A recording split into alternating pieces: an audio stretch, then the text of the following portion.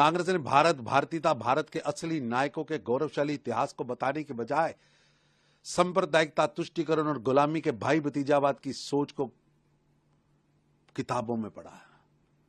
वामपंथी सोच को देश की शिक्षा नीति का हिस्सा बनाया।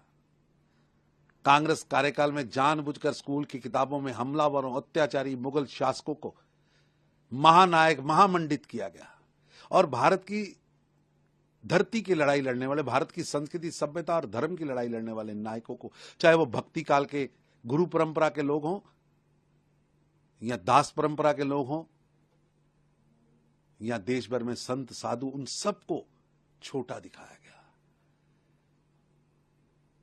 देश के लिए लड़ने वाले दशम गुरु गुरु गोविंद सिंह हो या छत्रपति शिवाजी महाराज, महाराणा सांगा हो या छत्रपति संभाजी महाराज या महाराणा प्रताप हो या भारत के अन्य वीर, उनको नजरअंदाज भी किया गया और अपमानित भी किया गया। और चुपचाप कांग्रेस ये विशेला काम भारत की शिक्षा नीति में लगातार 6 दशक तक करती रही।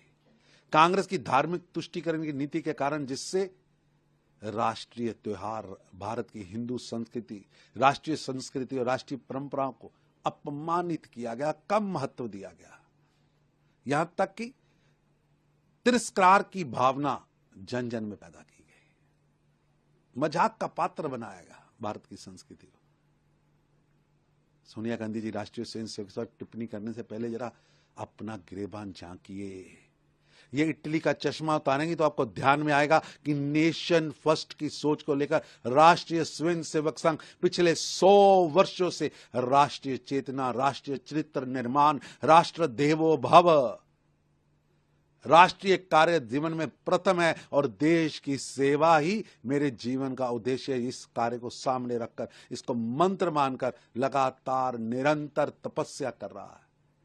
ये इटली का चश्मा उतारेंगे, आपको देश, देशभक्ति, भारत, भारतीयता, भारतीय इंस्टीट्यूशन, भारतीय स्वयंसेवी संगठन और राष्ट्रीय स्वयंसेवक जैसा समुद्र जैसा विशाल राष्ट्रीय संगठन समझ आएगा और उसका समर्पण समझ आएगा। इटली का चश्मा तो उतारिए।